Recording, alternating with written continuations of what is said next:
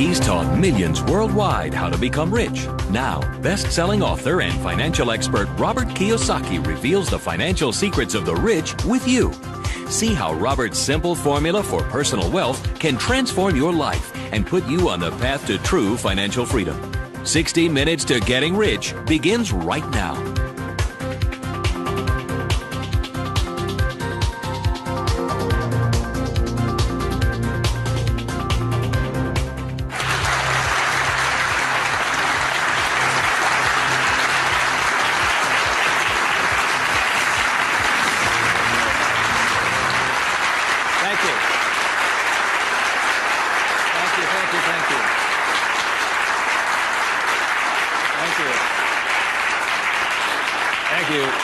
You're very kind. Thank you very much.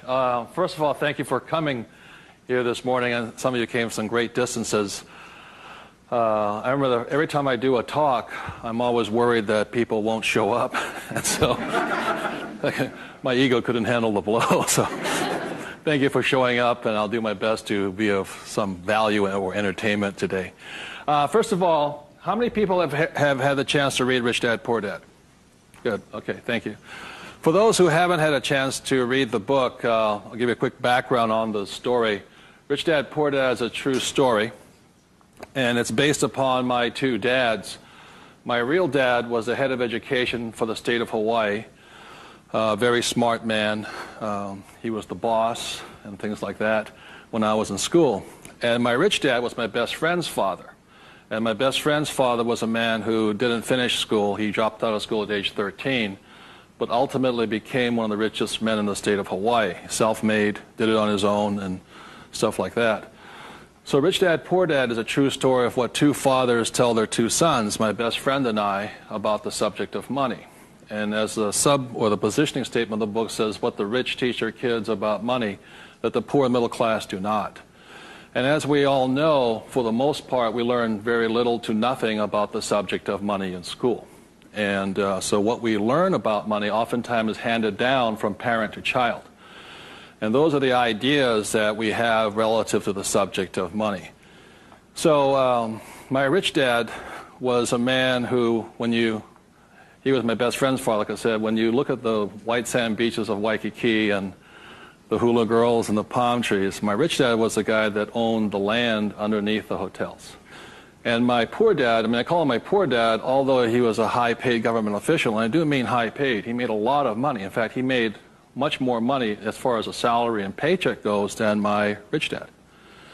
And so the story is really what my rich dad taught me as compared to my poor dad.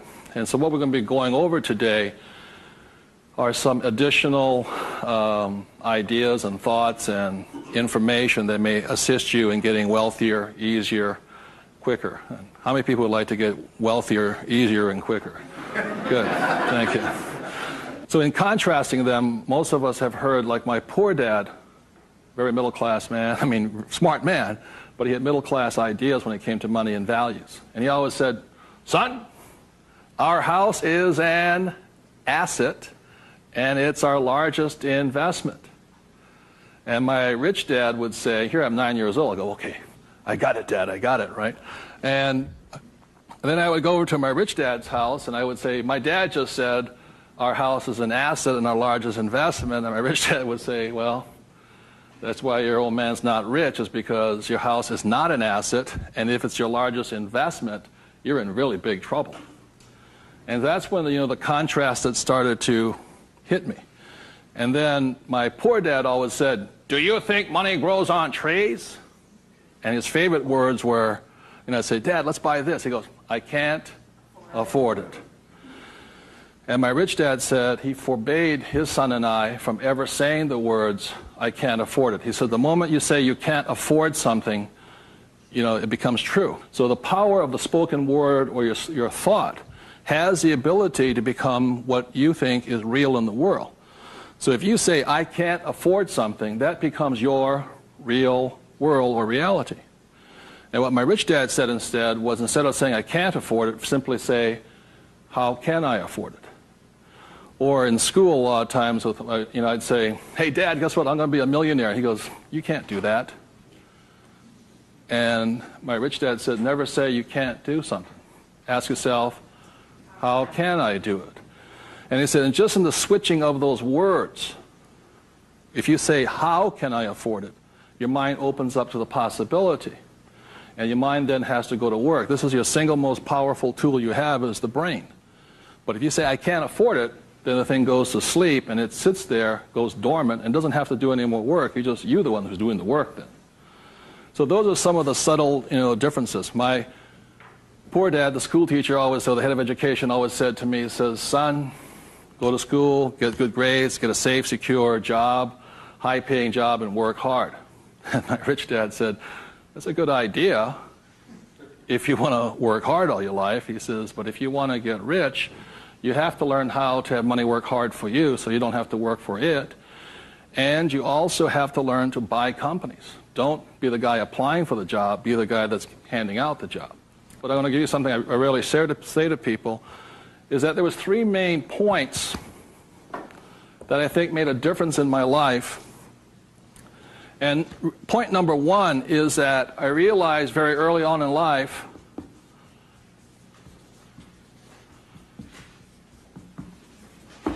money is a what? Idea. It's whatever you think it is. Now, when people say, well, how can I get more money? I say, well, just first change the way you think. Change your ideas. That's the good news. That's all you have to do. I realize when I talk to people about money, I'm slamming straight into their ideas. And, a lot of times with money, there's several subjects you don't talk about at the dinner table: sex, religion, politics, and money, and whatever. And the reason for that is it's a very volatile subject. Whereas in my family, my poor dad, the school teacher family, was, I'm not interested in money. Money is not that important to me. I began to realize that was my poor dad's idea, was his attitude. Whereas my rich dad always said to me, money is power. Money gives you power. Respect it. Treat it respectfully. So there's all these different ideas about the subject of money.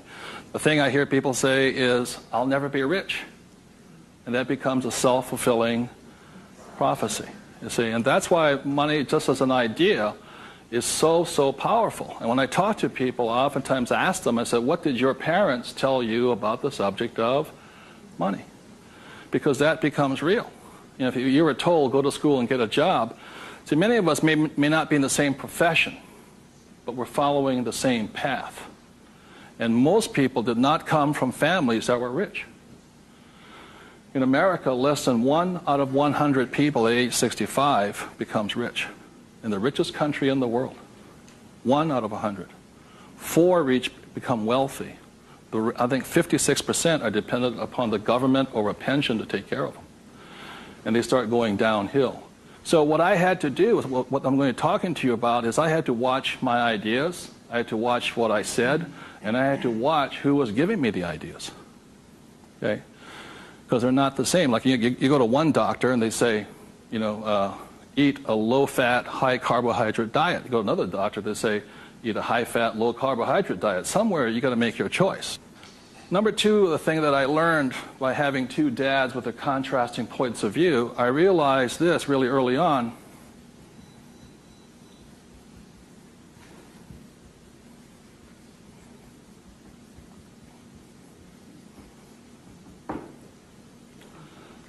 I realized that money doesn't make you what?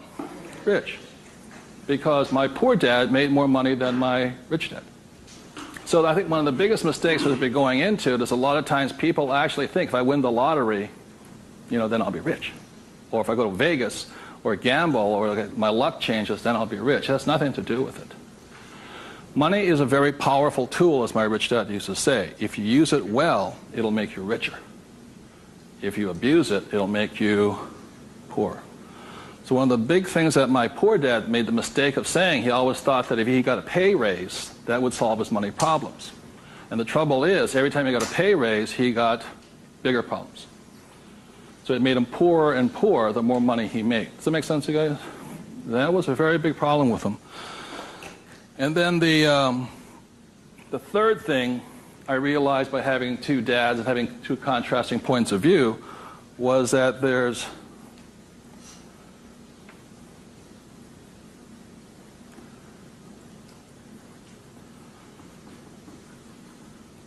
Two kinds of money problems. One problem is not enough money. The other problem is too much money. And they're both problems. And the thing that I say to people is this, that, like I think most people think they're real special. I'm the only one with money problems. Well, the reality is everybody has money problems. Everybody. Every single person. Every company has money problems. Every country has money problems. Every government has money problems. Everybody has a money problem. What makes you rich or poor or middle class is how you challenge or handle the problem.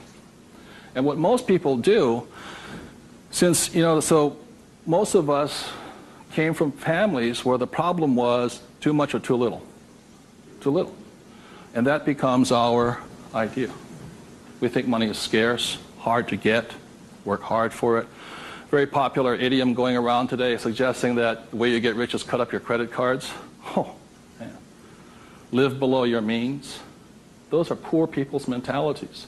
Save, go long term, buy mutual funds. And it's not a rich person's way of thinking. I love my credit cards.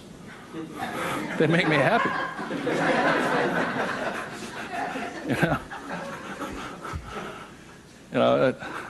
I drive, it says, drive a cheap car. I don't look good in a cheap car.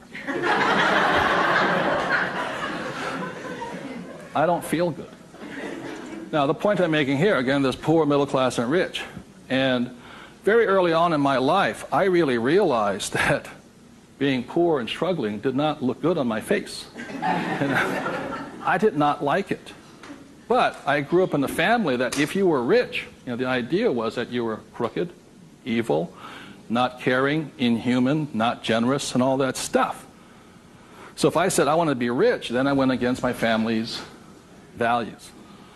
It was tough having that. Now, the other thing I saw was that by my rich dad managing his money well and becoming a business owner and an investor, that he got richer and richer and richer. Then he had a different kind of problem. His problem was too much money. And my rich dad said to me when I was about 18 or 19 years old, he said, son, there's two kinds of problems. Not enough or too much. Which one do you want? And at that point, doesn't make, and so I made an obvious choice. I said, I like the one with too much. I want to have that problem. And it's a very big problem. So knowing these three different things, I could make different distinctions and different choices in my life. The big point I want to make today is that money comes down to fundamentally a choice. That's all it is.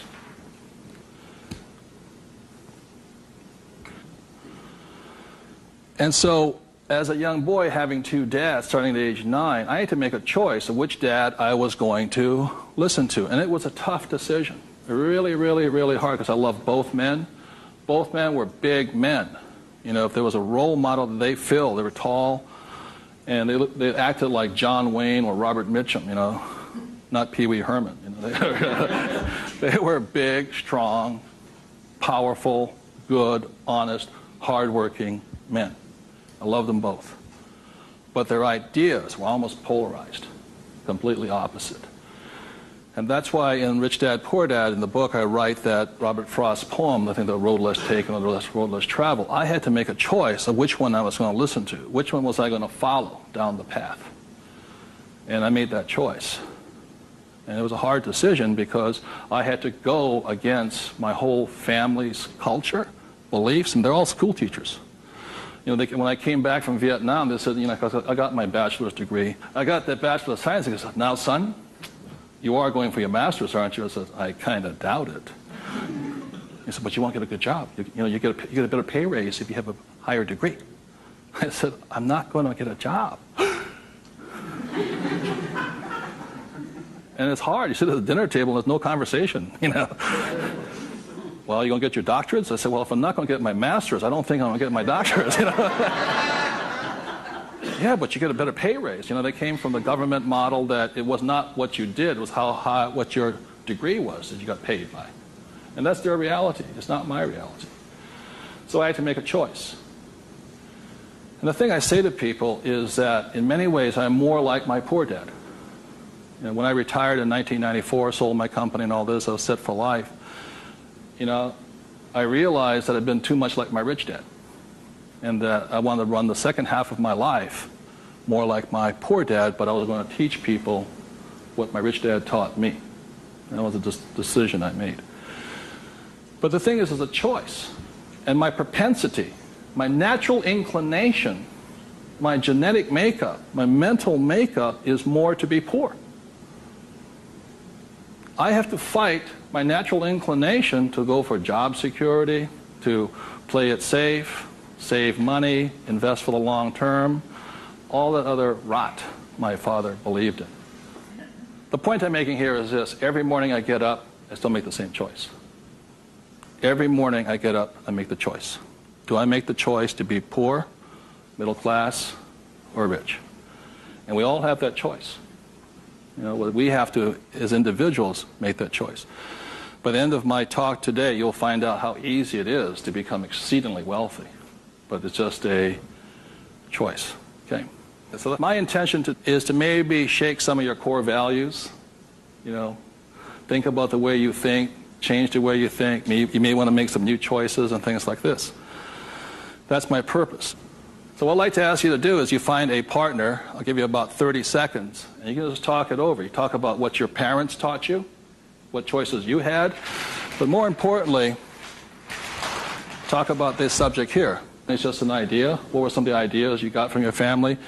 The idea that you think you work harder and make more money, will that make you rich? I don't think so. And there's only two kinds of money problems. Which one do you want? If you're sitting by yourself, break out a notebook and just write down some of your thoughts. Because really, it's just your ideas that cause you to be rich, poor, middle class. So we take about 30 seconds and discuss with the person next to you some of these ideas. Thank you.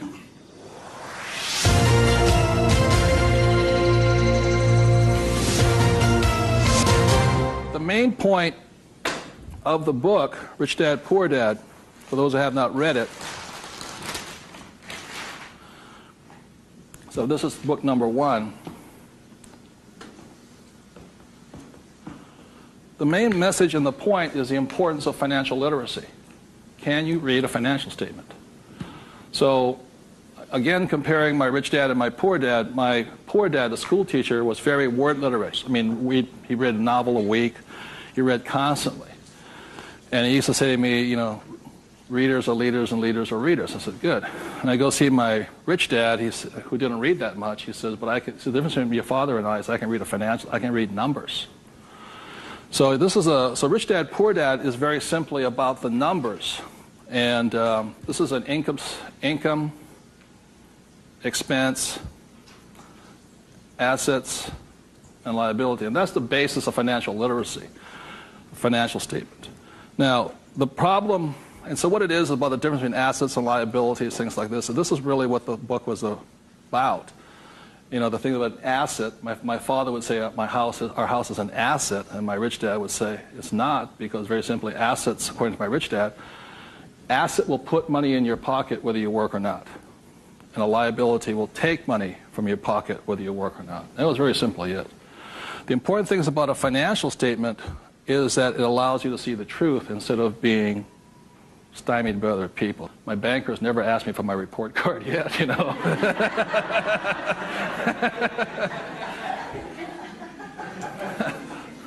And what your banker asks for is your what?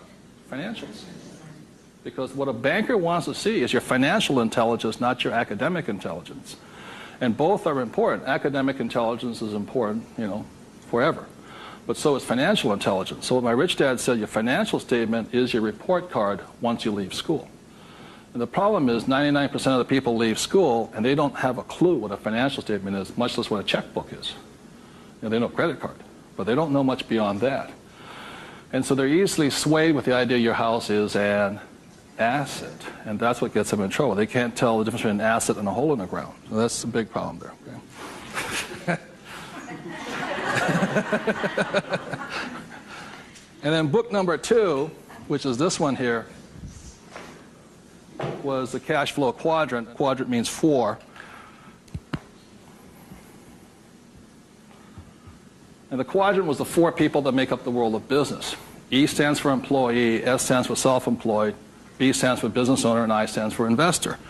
So my poor dad always said to me, son, go to school and get a job. So he was programming me to come here. But I kept saying, but I want to be rich. And my mother says, yeah, don't listen to your dad, My mother was a nurse. And she says, if you really want to be rich, you should become a doctor. They make a lot of money. So my mother was saying become, specialist, self-employed, or small business owner, independent. You hear people say, if you want to be successful, get a profession. Something you can fall back on. Become a plumber, electrician, attorney, accountant, something you can fall back on. Because these guys are the smart guys. These are the people that become doctors, lawyers, accountants, and they're really the brains of the class. My rich dad said to me, Robert, you make a lousy employee. You can't follow orders. You don't like sitting still. And you're not very smart. I said, right. He says, you'd be very good over here. He says, because these guys aren't that smart. And that's the truth. That's why some of the richest people on earth are over here, because they're not smart. But they know how to surround themselves with smart people. And that's one of the biggest differences. And the other part is the investor. And the investor uses a different mentality, different emotions. The investor wants their money to work for them. And their words are, what's my return on investment? How soon I get my money back? See, most people have the money in a 401k. That's not an investment plan, it's a savings plan. An investor would not do that because it ties that money up too long. I want my money in and I want my money out. I want to know when it comes back to me. It's called velocity. How soon do I put it in? How soon does it come back? Savers put it in and they leave it there forever. It's a different value system. My rich dad said, you always tell an employee by their words. They use the same words all the time. So an employee will always say, I'm looking for a safe, secure job with benefits. Always. My rich dad also said you can always tell a self-employed person because they'll say such things as, I'm going to charge you 6% commission, like a real estate salesperson, or $100 per hour, or I'm going to charge you for the job by this much. So they go, for these people, time is money. And the business owner, what they say, I'm looking for the smart people, best people, I'm looking for the best system. They don't, because they want to move on and start another business. They want to have multiple corporations. Very big difference. And an investor says, I want an ROI. Now, the theme song for the self-employed, the difference between the small business owner and the big business owner is very simply this. A big business owner, if they do the job right and build the company, they can leave. And when they come back, the company's doing better without them, more profitable because they got the bright people running it. A self-employed or a small business owner, if they leave, the income goes where? Down. Or if they have employees, they just ferret out they just take everything, the thing falls apart. So that's the difference. And also the difference between an S and a B is the size of their ideas. Like a lot of times I meet people come up to me and say, I want to start a hamburger stand. One hamburger stand, Whereas the same guy named Ray Kroc comes and says, I'm going to build a hamburger stand all over the world. Difference in vision, idea, and leadership skills. They're very, very different people. And the reason they're different is because emotions. This person here values, it's fear, so they want security. Security drives them hard. So they're fearful. This person over here is lack of trust. And these guys, they're highly specialized. They're also the most satisfying, because they have their own time, their own life, and all this. They're very happy this way, but it has its limitations also. And generally, these people are limited to about $500,000 a year max in here, just because time is money. Over here, it goes unlimited, how much you can earn. So there are very, very big differences in the thing. The investor here, their thing is they're neutral, emotionally neutral. In other words, what that means is they don't care if you're winning or losing. When somebody says, I go to somebody, the stock market's going to crash. The mutual funds get wiped out. They're not neutral. They're reacting. A true investor doesn't care if the market goes up or the market comes down because they're going to make money either way. That's an investor. They really do not care. They know that losing is part of winning. It's called money management, how well you do that and all this. Very, very neutral. And this person over here, the emotion is patience. You have to be patient. These guys want to get paid now. These people may not get paid, I think the average is 3 years, right? They don't get paid. That's why the first question when somebody comes to ask me to invest in their company is, are you willing to work for free for 3 years? I go, no. I said, well, I don't invest with you. Because you're still thinking like this. So those are the emotional differences. Because today, just being an employee is suicidal. Today you have to be employee plus an investor. You can be self-employed plus investor. Okay, you have to be on both sides of the quadrant, is what I'm saying, minimum. Whether you're here, here, or here. If you ever want some time off, you have to be an investor today. So very simply on, starting from the age of 9 and 10, I started here and I stayed here. That makes sense, you guys? I stayed here. Because this is my money working hard for me, so I don't have to work hard for money. It's a different point of view. They're very, very different. The rich have the best investments, number one, because they have money. People say, how do you find a deal? I say, get rich. Because if you have money, they come find you. It's really simple. The thing about this one here, the richest or the fastest game in the world played today, the way to get rich forever has been this one. I talk about in this book how my rich dad went and bought one of the best pieces of white sand beach in Hawaii. And I said, how did you afford that? He wasn't making any money. He didn't have a job. He wasn't this. He says, how do you afford the best piece of beach in Hawaii? He says, personally, I can't afford it. See, none of these people could afford it either. It's about $10 million. Individually, you cannot afford it, but your business can afford it. It's one of the biggest secrets of all. So the reason I started here and learned to build businesses so I could invest. So I can take down bigger and bigger properties by this. Individually, I cannot do that. I don't earn enough money as an individual, but my company can. So the thing about the third book, which is Rich Dad's Guide to Investing, is called the 90-10 Rule of Money. The 90-10 Rule of Money very simply says is this, is that 10% of the people always make 90% of the money, always. That's a very big part of it. And a big part of the investment book is how do you take your idea, build a business around it, and take your business public. So the reality, as I know, is every single one of you sitting out there in the audience, you have an idea that can make you exceptionally wealthy beyond your wildest dreams. Every one of you is creative enough to have an idea. The trouble is, when you went to school, they didn't train you to be a business owner. They trained you to be an employee, working for the rich. What the rich have the ability to do is take their ideas and create massive businesses out of them. So you have your business, which does your investing for you. And the tax laws are written in your favor investing through a business. That's how the rich get rich, because they pay less in taxes, very simply because they invest through the B and I quadrants. Investing from here, the laws are written against you here. In America, 1943 was the Current Tax Payment Act, which made anybody who was an employee could not pay themselves first. Government gets paid first. If you get a pay raise, government gets a pay raise. Forever. Forever.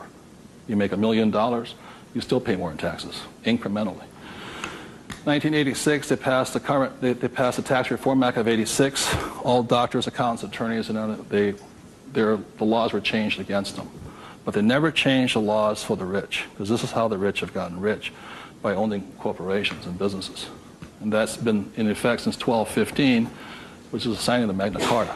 So ever since the thing is, you have to know, you want to get rich, you have to play by the rules of the rich, because the rich make the rules. And for the last thing I'll say about taxes is this. If you're an employee, the tax laws is that your financial looks like this. If you're a business owner, your financial looks like this. And the big difference here is this, is as an employee, your first line item expense is tax. If you're a business owner, it's the last. That is the biggest loophole ever. And that's why the rich get richer. Is they can take their money that comes in here and goes in here, and these guys' money comes in and goes there. Very big difference. So would you take 30 seconds and discuss whatever you have heard so far? Thank you very much.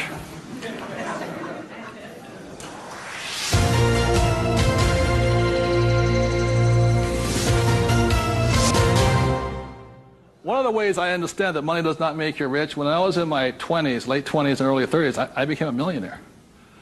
And it went straight to my head. And you know, when you have money, you think your IQ goes up. In reality, your IQ goes down, you know. And it was fast cars and even faster women. And I was a millionaire, bon vivant, around Waikiki. Now, I don't regret a thing. It was a lot of fun. But the more money I made, the more stupid I became. Anybody ever had that problem? So that's how I learned. I made a lot of money, and it made me instantaneously poor because I still had poor habits here. You see this right here?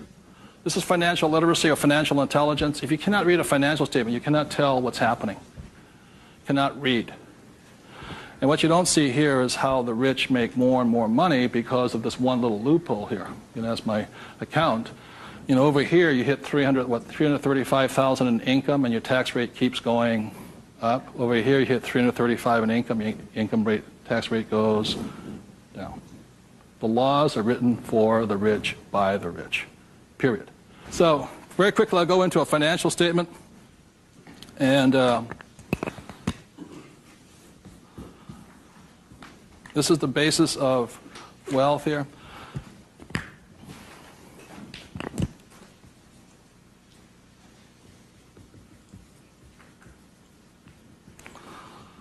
So what happens to most people is they say their house is an asset and all this. My rich dad said, your house is not, whether a house is an asset or not, has nothing to do with this thing here. It has to do with the most single important word in business, and that word is called,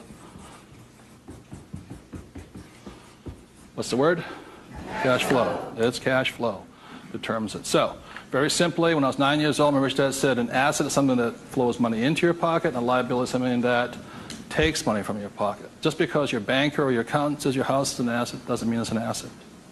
So when I read a financial, I see something listed here, and then I see whether it lodges up here. Now, if it doesn't lodge up here, then it must be going this way. It's going out the expense with no income. Does that make sense, you guys here? That's a very simple way of looking at it. Now, taking it one step further, this is where the confusion sets in, is very simply because if you buy a house for, let's say, $100,000, and you get an $80,000 mortgage on it, you put $20,000 down, the problem is your house is listed both asset as well as liability, and that's where the confusion starts. It's listed in both sides, and that's the problem. So the thing here is this, and by the way, the word mortgage comes from the French word mortir, which means death. You know, so that means you're engaged until you're dead with the house, and staggering. So let's say you buy this little green house here. Okay. The way you know it's an asset or liability is, let's say I use it as a rental property, and after paying all taxes, you know, taxes, insurance, and expenses, and all this stuff, I make $100 a month. It shows up over here under income of $100 a month. Now, if let's say I have a tenant who trashes the place, doesn't pay me rent, takes me a year to evict the bugger, immediately that house becomes a what? Liability. So the house can be either asset or liability, but it's not because it's an asset or liability listed here. What determines if it's an asset or liability is income and expense. So what makes a person struggle financially is that what they do is they go out and buy a house, and they call it an asset. So you have a house mortgage over here. You buy a car, you call it an asset. You buy yourself a Gucci suit, that's called an asset. You get a gold watch, it's an asset, and all this. But they're really what? Liabilities.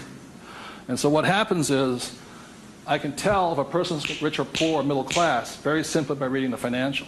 I can look at the financial and see this. If money's coming in and money's going out, this is the cash flow pattern of a poor person. It's not how much money you make. It's how you spend your money. I know a doctor here in Arizona, he makes over $500,000 a year. But he spends $525,000 a year. It comes in and it goes what? Out. He thinks like a poor person. Okay. The average middle class person, because they have a job and the bankers like people with jobs and all this, they get all this stuff. This is their cash flow pattern. They have huge long-term liabilities. They're illiquid. Okay? And this is the cash flow pattern of the great middle class who think they're rich.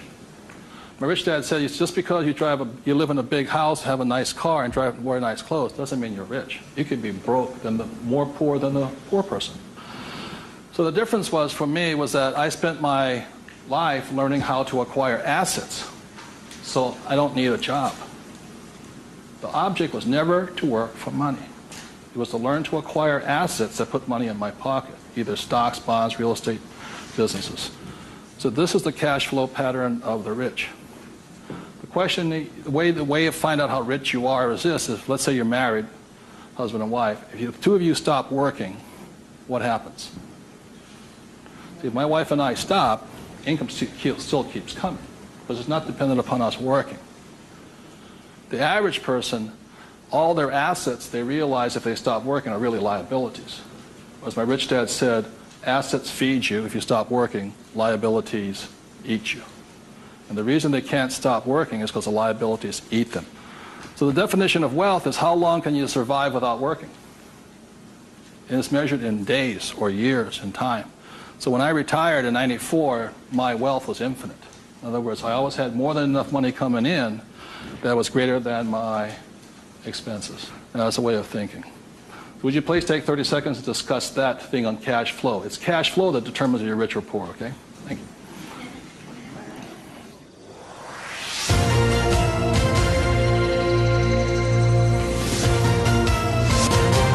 So one of the things I want to be clear on this is whether you're an employee, self-employed, business owner, or investor, the most important thing is this asset column here is your business. One thing my rich dad said, you got to mind your own business. You know, when you become an employee, you mind somebody else's business. You're self-employed, you're oftentimes helping somebody else's business.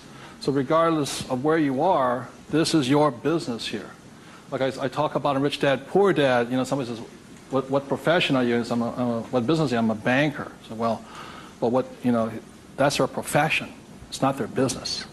This is your business. And your business, you should be an investor.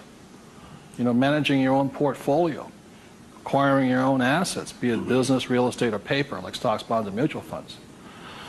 So what we're taught in school is not to mind our own businesses. We're taught to mind everybody else's business. And that's my message, is mind your own business. That's how you get rich, okay? So moving on, last thing is this. So when a banker says to you, your house is an asset, he's not lying to you. He's just not saying whose asset it is. It's his asset, right? So when you go across town, you go to your friendly banker, and you'll see that your mortgage is listed under what? Their asset column. So that's the fact right here. It's a mortgage here. And the way you know it's an asset, and they list it that way. I'm not telling you something, that they list it that way. The way you know it's an asset is because your mortgage puts money in their pocket. And your mortgage takes money from your pocket. You see, it actually goes like this. It's a complete circle. Now, so that's why they're not lying to you. It's just saying, they're not saying whose asset it is, it's theirs. Now, the other part about it is when you save money over here, it's really your asset. Now, if a balance sheet must balance, it has to balance someplace else. You go to the bank, where does it balance? Bank. But is it their asset or their liability? It's their liability. So your savings are their liability. Notice that? Because they have to pay you money for your money. And it's cash flow determines that. Now, if you notice something else too, you get tax incentives to be in what? Debt, and you're taxed for having savings. And that's why they say, how can we tax savings? It's because you're not smart enough yet. The banks know, political action committees, they control, the rules are written by the rich. I'm not saying I love my bankers. I love them dearly. But you have to know the difference between assets and liabilities, and whose rules are you playing by? Poor, middle class, or the rich? Got it?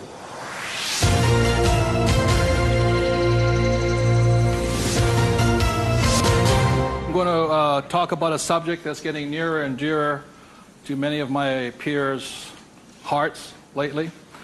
And the subject is retirement, or the lack of the ability to retire. So I said the way I retired early has to do with the issue of this.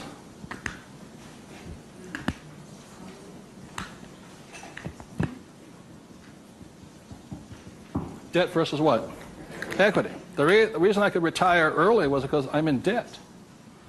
I borrowed my butt off to retire early. The average person is going to take to 65, 75 as long as possible because they're trying to retire on what? Equity. In other words, they're going to try and use their hard-earned cash to retire, where I would rather use the bank's money to retire. So I am in debt up to my eyeballs. Because the reason is I know some of you out there, because I'm sure some of your parents told you to get out of what? Debt. Well, that's not that intelligent. Because you have to know there's good debt and what? Bad debt. And most people are loaded with what? Bad debt. And if you want to get rich, load up with what? Good debt. And the question I asked those bankers, I said, let me ask you this. How long would it take you to save $1 million? I'll ask you guys, how long would it take you to save $1 million? A couple of years at least, right? Yeah. How long does it take you to borrow $1 million? About 10 minutes. If you have good financials. And that's the difference. And that's the price people pay for not being educated in this world, to think that they have to work hard, save money, and finance your retirement on equity. I'd rather do it on debt. And the way I do it on debt is my banker will always lend me money on a thing called real estate. Always. They will not lend me money to buy stocks, but they will lend, even if it's, bank of, what stock, their own stock, they won't lend me $1 million for 30 years at 8%. But I find a commercial building, $1 million, 8%, 30, they'll all day long. The thing that scares me right now is never have so many people in the history of the world bet their retirement on the stock market. And they've bet real money. Am I correct? And trust me, the market will crash. Always has and always will. Now, those taking deep breaths right now, it's because you're not, because that should be good news. Because if it crashes, that's when you get rich. But the people who have been trained to think of playing it safe and all this, they're going to be in terror. Completely different point of view. So the point I'm making here is this. One of the reasons I wanted to get educated, understand cash flow, play the game, was just so I could borrow money faster.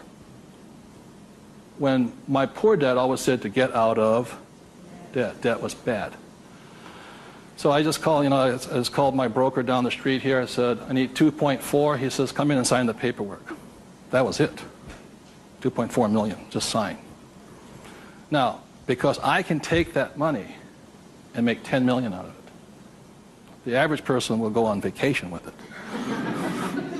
Or buy a big house, or buy a boat. It's called fiduciary responsibility. If you can prove you know how to manage your money and you have the good financials, plus you have a couple of million in cash, they'll lend you all the money you want. Because they know my problem is too much money. And the reason I buy real estate is because I get more tax breaks. Real estate is a game of the rich, not paper. It's a really interesting world. So what I'm going to go into is how you can get to the point where you don't, I'm not recommending just go out and borrow today, especially if you have no education. I spent 40 years getting here to the point where I can call my broker up. Before, 10 years ago, I'd call them up and they'd laugh. How much do you want? Well, I took that as a feedback that I had to improve my financials. Does that make sense to you guys here? To the point where they would say yes. So the difference between my poor dad and my rich dad was this. My poor dad always said, get a high-paying what? Job. Big mistake. Because the trouble with a high-paying job is you get taxed. So my rich dad said, so was my poor dad, high-income job. That was the key to success. That's a very middle-class, pedestrian point of view. The rich know this. It's not how much money you make. It's how much money you keep. You've got to keep it. It is not how much you make. It's how much you keep. It's called the income to expense ratio. In other words, how much drops to your bottom line. Does that make sense to you guys here? How much drops?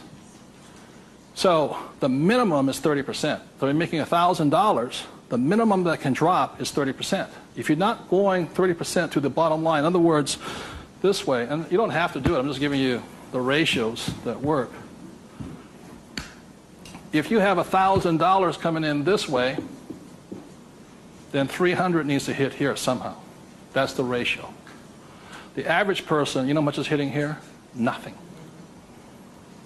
That's why they're poor. They're making more and more money, a high-paying job, you know. I went to the university to get a high-paying job, and I'm now at GS-19, and I'm getting more money, but less is dropping here. Does that make sense to you guys here? Because they're buying more what?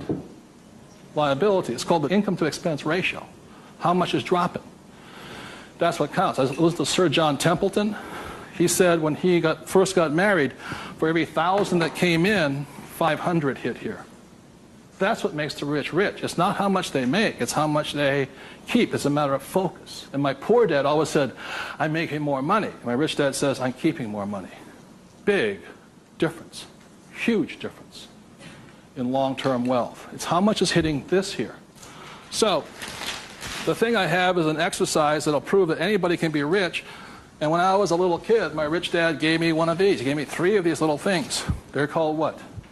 Piggy banks. So if you want to get rich, go out and buy 3 of them. Okay? 3 piggy banks. That's all it takes to train yourself to think to be rich. Now, for every piggy bank, so you have 1 piggy bank, 2 piggy banks, 3 piggy banks.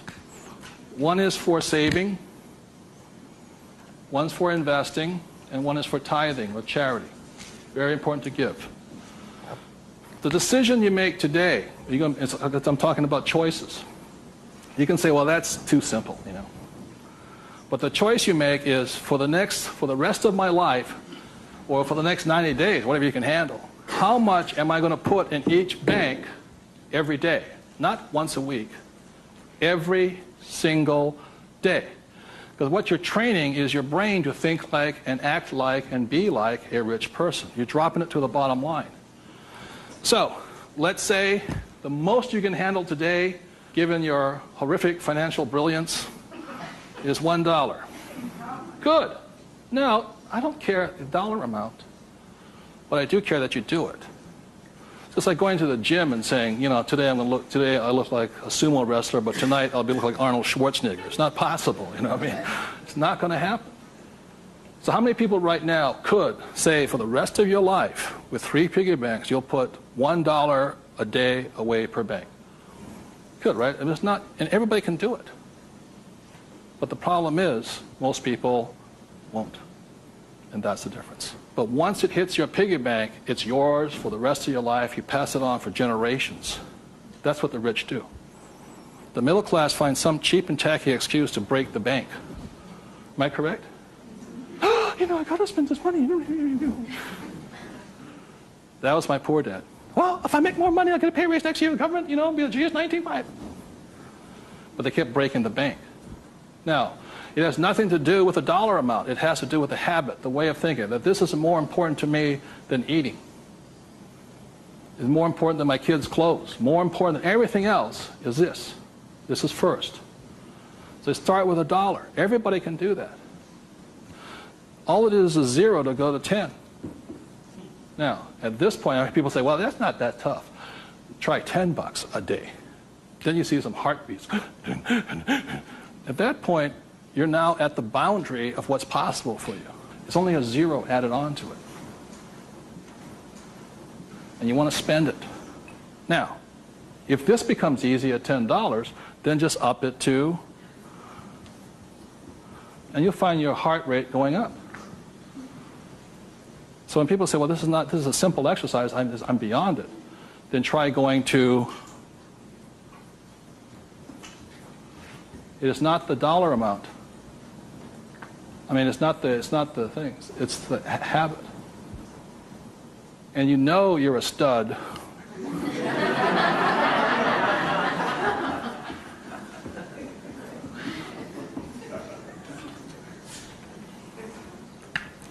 This never spent.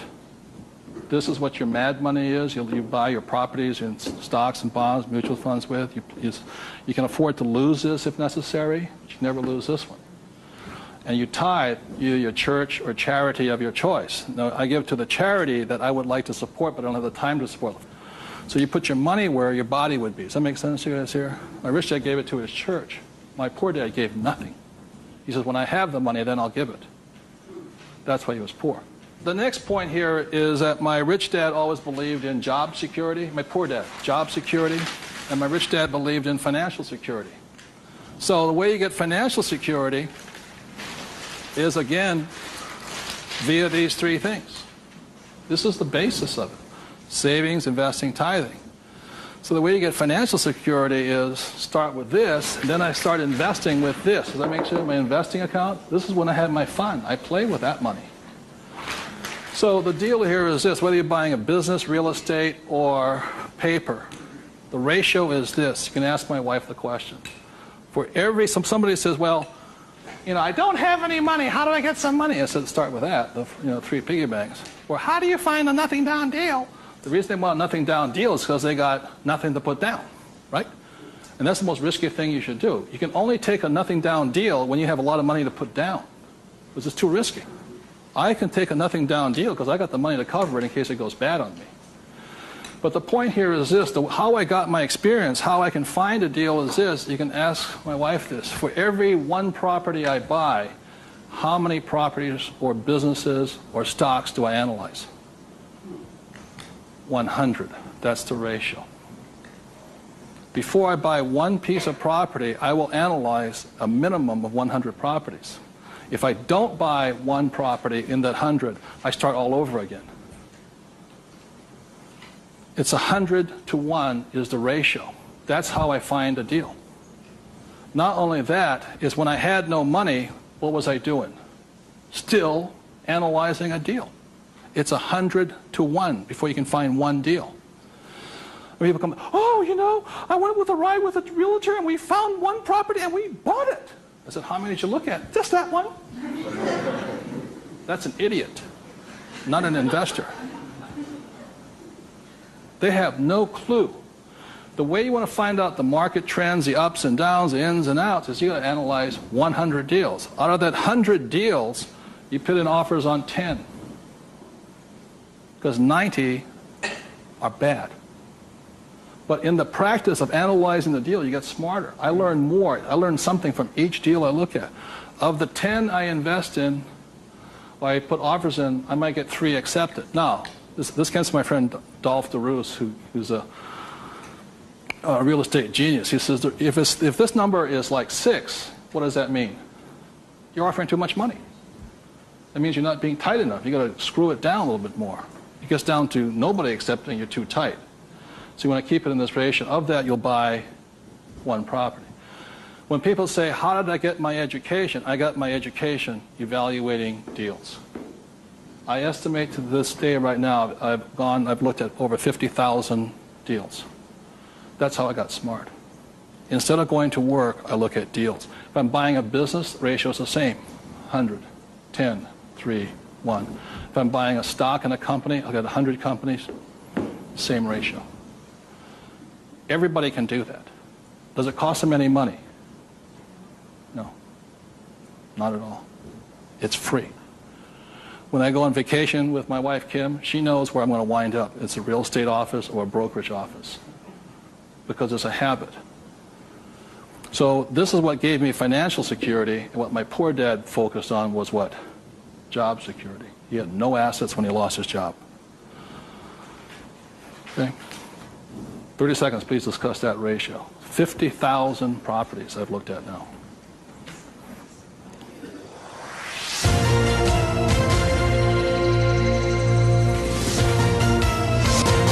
I'm going to do one last thing that, in my experience, keeps most people poor or struggling financially. So you remember the 3 piggy banks? That gives you the money. Doing this, 100 deals. The reason I don't have a job is because it interferes with looking at deals. I don't want to do that. I'm looking at a deal constantly. That's the people that work with me constantly. That's all I'm doing is tracking down deals. It's a waste of time to work. I don't get rich. So that's the thing. The second part is most people don't have the time to spend the time to get rich. They're too busy working for the money. And the third part is most people say it's risky or it's fearful or they chicken out. They see a deal. Even if they see it, they back out. And I've seen so many people do it. And the reason for that is because if this is an iceberg, okay, most people, they say, I'm going to get the 3 piggy banks, I'm going to look at 100 deals, but it comes time to put the money, we call it go hard on the dollar. Got to go hard. If this is your conscious mind, let's say,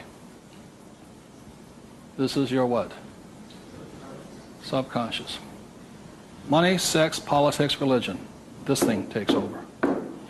I have seen people go, I might lose money, when the stock market crashes, and what if this is bad, and I'm going to call my accountant, my attorney. This talks. I see him walk away from it. Well, I'll think about it. It doesn't cost you anything to buy a piece of property. Nothing. It costs nothing. It's called you put an option down on it. I sit there and say, well, you got $1 million? I said, here's a $20,000 check. Don't cash it for a week. I'll see you. I option it.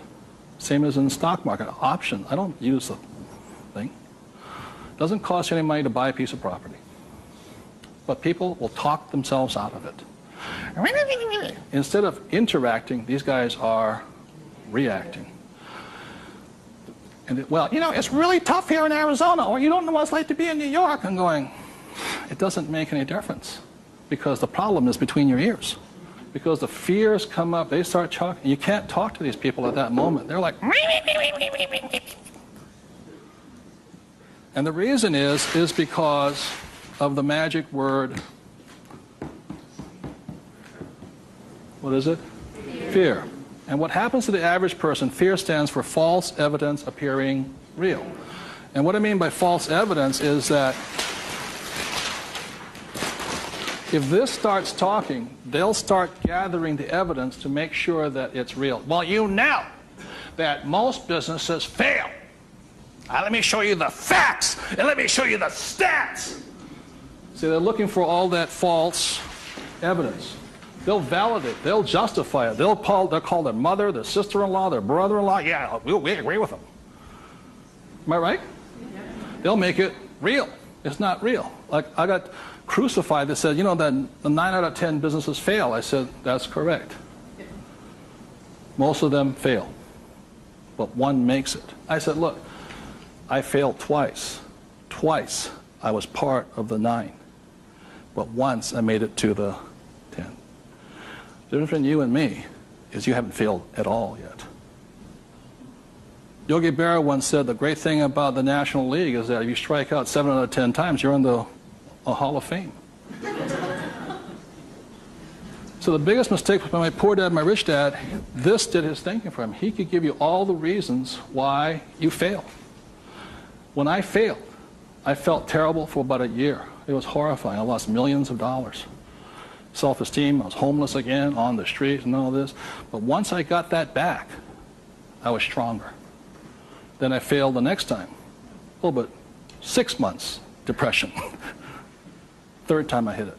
Difference is my poor dad said, you failed. My rich dad says, you haven't failed enough. There is a difference. And my rich dad also said, failure is part of success. People who avoid failure also avoid success. So your biggest expense is not what you spend. Your biggest expense is the money you're not making because you're afraid. So the thing that my rich dad taught me very early on, called fear.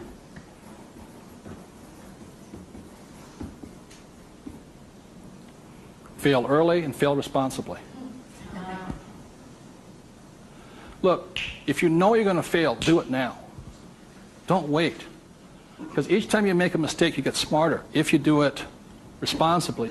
So the thing that I do is when I fail, I go, like I said to my investors a couple of 4 years ago, I said, I need to raise $3 million. The chances are we're going to fail.